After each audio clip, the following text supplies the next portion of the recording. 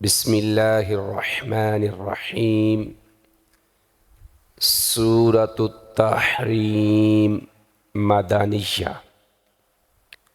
سورہ التحریم مدنی سورہ مبارکہ ہے۔ اس کی اب تک 4 آیات ہم پڑھ چکے ہیں۔ آج آیت نمبر 5 پڑھیں گے۔ اللہ تبارک و تعالی ارشاد فرما رہے ہیں، عسیٰ ربہ ان طلقکن ان یبدلہ ازواجا خیرا منکن مسلمات مؤمنات قانتات تائبات عابدات سائحات سیبات وابکارا۔ جو مسئلہ بیان ہو رہا ہے وہ آپ کے علم میں ہے۔ نبی علیہ السلام کو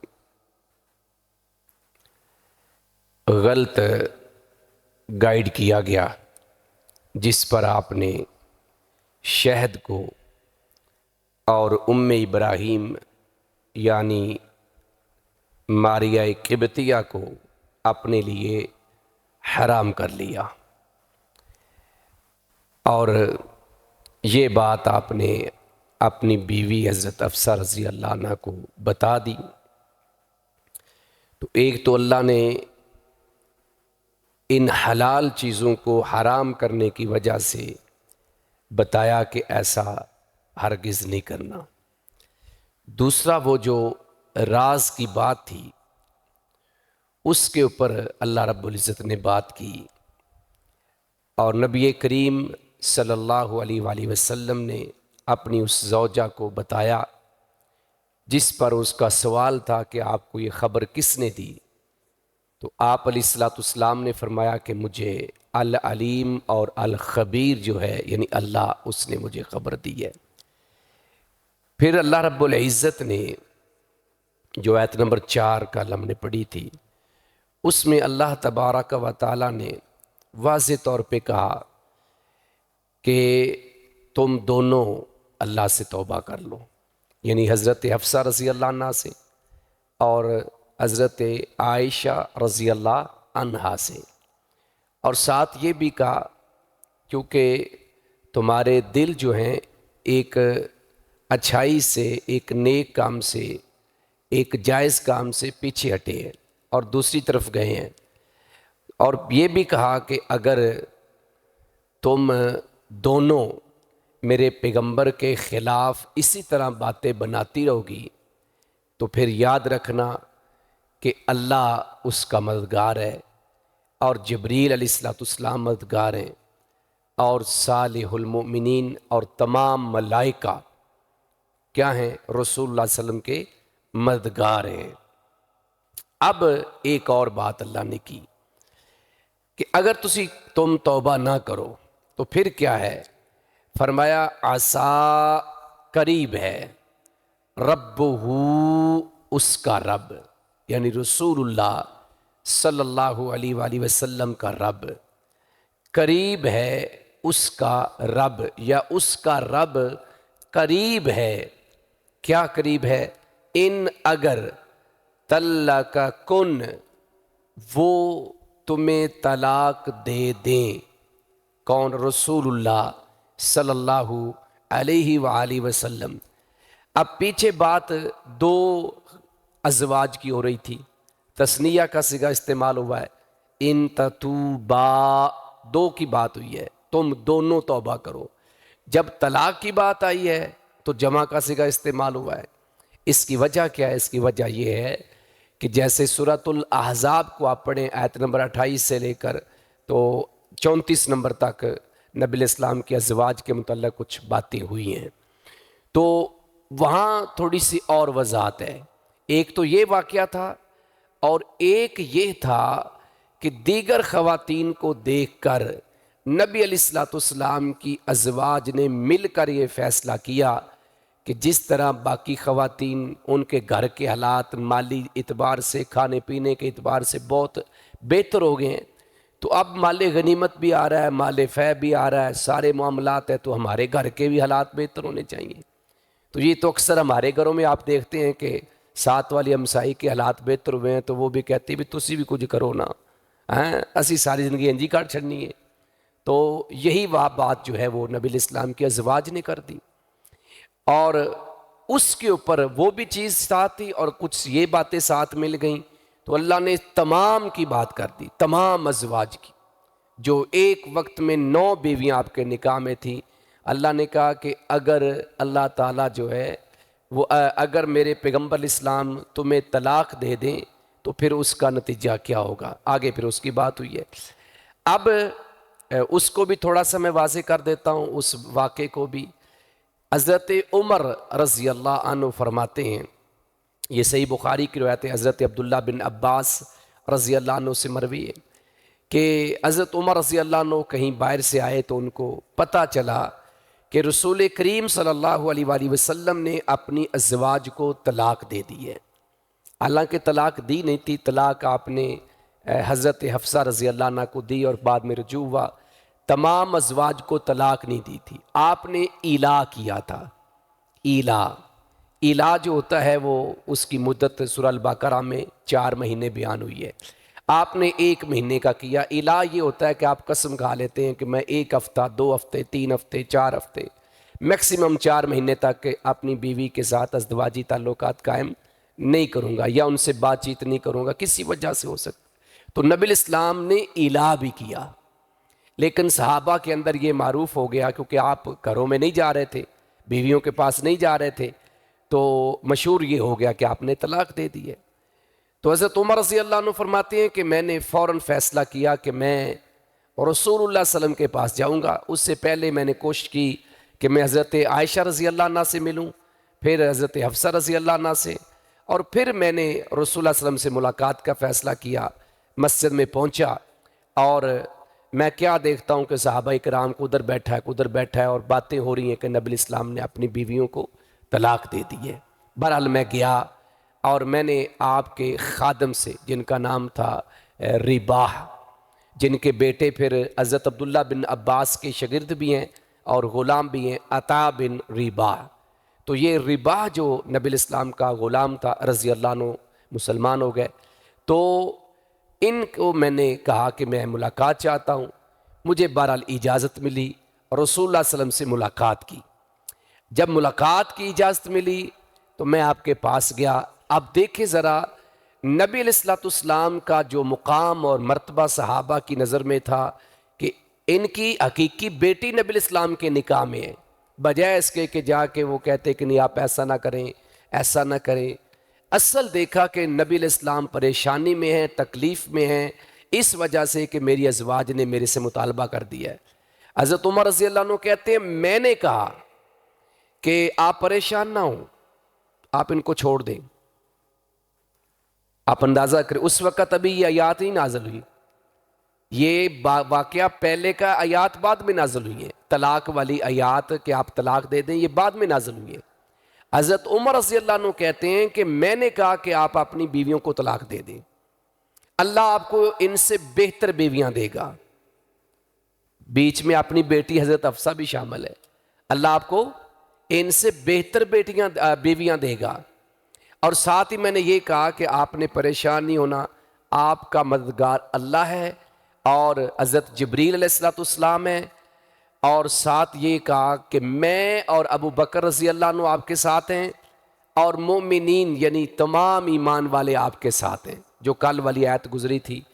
تو اس آیت سے بھی یہ نقطہ یاد رکھیں کہ صالح المؤمنین جو اللہ تعالیٰ نے استعمال کیا ہے کہ آپ کے ساتھی ہیں، آپ کے مددگار ہیں، ان میں بالاولا صحیح بخاری کی روایت کے مطابق یہ حضرت عمر کے جو الفاظ تھے جس کو اللہ نے قرآن بنا کے نازل کیا، اس کے مطابق سب سے پہلے صالح المومنین میں حضرت ابوبکر رضی اللہ عنہ اور حضرت عمر فاروق رضی اللہ عنہ آتے ہیں۔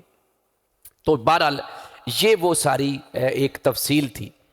تو فرمایا کہ آپ اس کا رب قریب ہے اگر وہ تمہیں طلاق دے دیں۔ ویسے تو طلاق دے دے، لیکن میں بطور عزت جمع کا صیغہ استعمال کر رہا ہوں۔ این یبدلہ، کہ ان کا معنی کہ یبدلہ وہ بدل دے، ہو اس کے لیے، کس کے لیے؟ رسول اللہ صلی اللہ علیہ وسلم کے لیے۔ یعنی جب وہ تمہیں طلاق دیں گے تو وہ اللہ قریب ہے کہ کیا کر دے؟ بدل دے۔ ازواجا بیویاں، خیرہ بہتر، من کن تم سے، من کم تم سے۔ تو باب محترمہ اب کیا بنے گا؟ اس کا رب قریب ہے اگر وہ تمہیں طلاق دے دیں، اگر وہ تمہیں طلاق دے دیں کہ تمہارے بدلے میں تم سے بہتر بیویاں دے دے، کہ تمہارے بدلے میں تم سے بہتر بیویاں دے دے، یعنی تم سے بہتر بیویاں دے دیں۔ اور وہ کون سی بیویاں ہوں گی؟ ان کی پھر آگے خوبیاں بیان کی ہیں۔ اب یہاں پر اندازہ کریں کہ ایک غلطی ہے، یہ بھی نہیں ہے کہ وہ نمازی نہیں ہے، یہ بھی نہیں ہے کہ وہ روزے نہیں رکھتی یا زکوٰۃ نہیں دیتی اگر ان کے پاس ہے، یا فرما برداری نہیں کرتی، بس ایک معاملے کے اندر معاملہ خراب ہوا نا، تو اس کے اوپر اللہ رب العزت کو اتنا غصہ آیا کہ اپنے پیغمبر علیہ الصلوۃ والسلام کو کہہ دیا کہ آپ ان کو چھوڑ دیں۔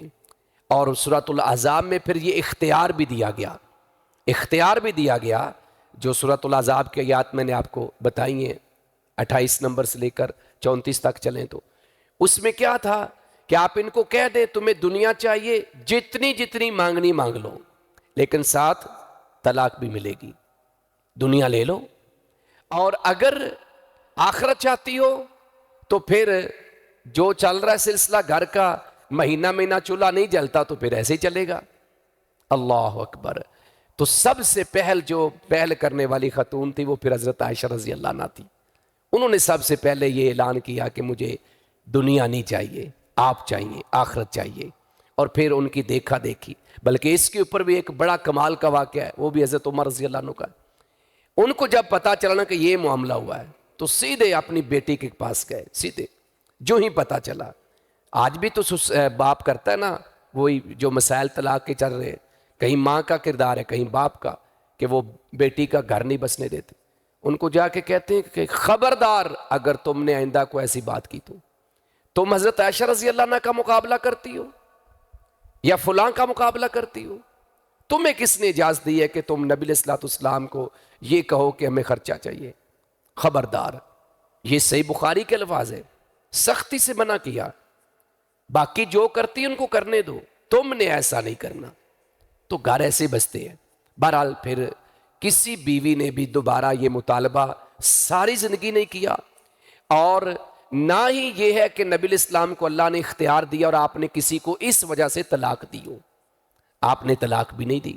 لہٰذا وہ جو ان کے اندر کمی تھی، انسان ہونے کے ناطے غلطی تو ہر ایک سے ہو جاتی ہے، تو وہ اللہ نے کمی بھی دور کر دی۔ آئندہ انہوں نے یہ کام بھی نہیں کیا، نہ تو خرچے کا مطالبہ کیا اور نہ ہی یہ جو معاملہ تھا حضرت عائشہ رضی اللہ عنہ اور حضرت حفصہ رضی اللہ عنہ کا مل کے جو نبی الاسلام کو ایک مس گائیڈ کرنے والا، آئندہ بھی ایسا کام نہیں کیا۔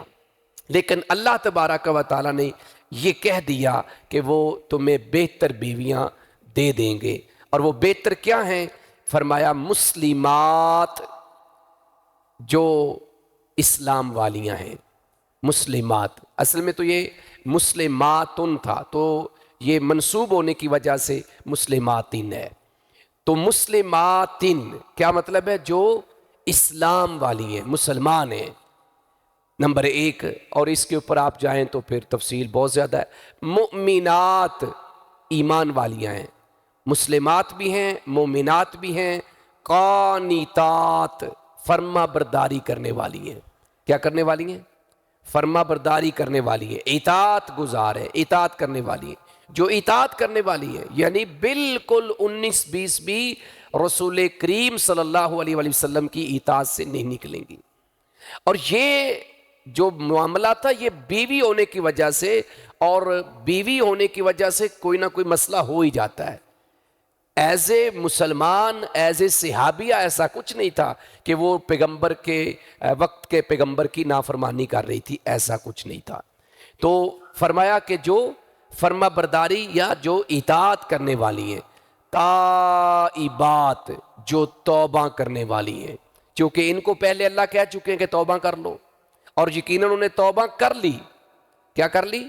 ان احکامات کے نازل ہونے کے بعد توبہ کر لی، اپنی اصلاح کر لی، اور یہ جتنی خوبیاں اللہ نے یہاں بیان کی ہیں، یہ ساری خوبیاں اللہ کے پیغمبر کی ازواج میں آ گئیں۔ یہ ساری کی ساری خوبیاں پہلے بھی تھیں، کوئی تھوڑی بہتی جو کمی تھی وہ بھی پوری ہو گئی۔ لہٰذا اب یہ کہنا کہ بھائی اللہ تعالیٰ نے تو یہ کہا کہ میں بہتر خواتین دے دوں گا، اس کا مطلب ہے کہ یہ بہتر نہیں ہے۔ نہیں، اللہ نے انہیں ہی بہتر بنا دیا، اللہ نے انہیں بہتر بنا دیا، اور اگر وہ بہتر نہ ہوتی تو یقیناً نبی الاسلام کے نکاح میں نہ ہوتی۔ بات سمجھ آ رہی ہے؟ اگر وہ بہتر نہ ہوتی تو نبی الاسلام کے نکاح میں بھی نہ ہوتی، لہٰذا وہی بہتر ہوئی۔ اس لیے نبی الاسلام نے نہ کسی کو بھی طلاق نہیں دی، انہوں نے اپنی اپنی اصلاح کر لی، فرما برداری اختیار کر لی۔ تو لہٰذا اب نبی الاسلام کے اہل بیت میں سے سب سے زیادہ مقام ہے تو وہ آپ کی ازواج کا ہے۔ اس سے بڑا مقام کیا ہے کہ اللہ تعالیٰ نے ان کو مومنوں کی ماں قرار دیا۔ النبی اولا بالمؤمنین وازواجہ امہاتہم، سورۃ الاحزاب آیت نمبر 6 میں فرمایا کہ نبی مکرم صلی اللہ علیہ وآلہ وسلم مومنوں کو ان کی جانوں سے زیادہ پیارے اور عزیز ہیں، ان سے محبت مومن کرتے ہیں، اور جو اس کی بیویاں ہیں یعنی میرے پیغمبر علیہ السلام کی، وہ ان کی مائیں ہیں۔ اتنا بڑا اعزاز اللہ نے دے دیا، اور یہ بھی اعزاز دیا کہ عام عورت بیوہ ہو تو وہ آگے نکاح کر سکتی ہے اور کرنا ہی بہتر ہے، لیکن پیغمبر علیہ السلام کی بیویاں بعد میں امت کے لیے، باقی صحابہ کے لیے آپ کی وفات کے بعد ویسے ہی حرام تھی جیسے حقیقی ماں حرام ہوتی ہے۔ یہ اعزاز انہی خواتین کو ملا جن کے بارے میں یہاں بات ہو رہی ہے۔ فرمایا کہ تائبات، توبہ کرنے والی، عابدات، عبادت کرنے والی، عابدات عبادت کرنے والی، سائحات روزہ رکھنے والی، روزہ رکھنے والی۔ اللہ تعالیٰ نے سورۃ الاحزاب کی غالباً یہ 34 یا 35 نمبر میں ہی اللہ نے کچھ اس طرح کی باتیں کی ہیں، اور اس میں دونوں کو پیرالل اللہ نے بیان کیا ہے، مومنین مومنات، مسلمین مسلمات، قانتین قانتات، اس طرح کے الفاظ وہ ساتھ ساتھ چلتے جا رہے ہیں۔ تو یہاں تو صرف خواتین کی بات ہو رہی ہے۔ سائحات روزہ رکھنے والی، سیبات شوہر دیدہ، شوہر والی، سیب بیوہ کو بھی کہتے ہیں، طلاق یافتہ کو بھی کہتے ہیں، جو پہلے خامد والی تھی اب نہیں ہے، کیونکہ نبی علیہ السلام نے جو نکاح کیے اس میں کنواری بھی تھیں اور شادی شدہ بھی تھی۔ زیادہ شادی شدہ یعنی سیب تھی، بیوہ ہو چکی تھی یا طلاق ہو چکی تھی، تو ان خواتین سے نکاح کیا۔ حالانکہ خود نبی علیہ السلام نے کئی موقعوں کے اوپر یہ کہا کہ کنواری کو ترجیح دو، لیکن اگر حالات کے حساب سے اور آپ کو ایک ایسی عورت مل رہی ہے گو وہ بیوہ ہے یا وہ طلاق یافتہ ہے لیکن وہ نیک ہے، صالحہ ہے، اور وہ حدیث جو 4 خوبیوں جس میں بیان ہوئی ہیں، دینداری کے اعتبار سے یا عقل مندی کے اعتبار سے وہ زیادہ بہتر آپشن ہے، تو پھر آپ کو وہ اویل کرنا چاہیے۔ اگر اس کے برعکس ایک ایسی لڑکی مل رہی ہے، پڑھی لکھی تو ہے، دنیاوی، دین کا اتا پتہ نہیں ہے، اور کوئی اس طرح عقل مند بھی نہیں ہے، دین کے ساتھ محبت بھی نہیں ہے، تو پھر قطعاً اس عورت کو نہیں لینا چاہیے کہ نہیں بھائی کنواری لینی ہے۔ تو یہ چیزیں بھی ہمارے ذہنوں کے اندر ہونی چاہیے۔ سیبات جو شوہر دیدہ ہیں یا شوہر والی ہیں، وَأَبْكَارًا یعنی وہ جو بہتر عورتیں اللہ نے دینی تھی وہ کیا تھی؟ بیوہ بھی یا شوہر والی، اور اب کارا بکرن کمواری کو کہتے ہیں، اور اب کارا کا مطلب کیا ہے؟ کمواری۔ تو لہٰذا اللہ تعالیٰ نے نبی الاسلام کی ازواج کی جو خوبیاں ہیں ایک طرح وہ بیان کر دی کہ یہ کوالٹیز ان کے اندر ہونی چاہیے، اور یہ کوالٹیز پھر ان میں آ گئیں، اور اس وجہ سے وہ سب سے بہترین خواتین بنی، اور وہی اللہ کے پیغمبر اسلام کی نظر میں، اللہ کی نظر میں سب سے بہتر عورتیں تھیں آپ کے لیے۔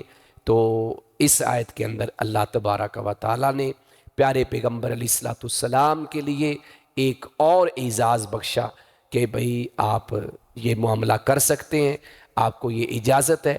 اور اس سے یہ اندازہ کریں کہ وہ جو ایک ضعیف روایت کا سہارا لے کے ہم فتوے لگا دیتے ہیں کہ حلال کاموں میں سے سب سے اللہ کو جو ناپسندیدہ عمل ہے وہ طلاق ہے۔ بات سمجھا رہی ہے؟ ایک چیز ہے حلال اور وہ ناپسندیدہ ہے، اور ادھر اللہ حکم دے رہے ہیں کہ آپ ان کو طلاق دے دیں۔ نہیں دی بعد کا مسئلہ ہے، اختیار دیا نا کہ آپ ان کو اگر طلاق دے دیں گے تو اللہ بہتر دے دے گا۔ تو لہٰذا حالات ایسے ہو جائیں تو جس میں دو میاں بیوی نہیں ساتھ چل سکتے، تو پھر سیپریشن جو ہے یہ بہتر آپشن ہے، اور یہی کرنا چاہیے۔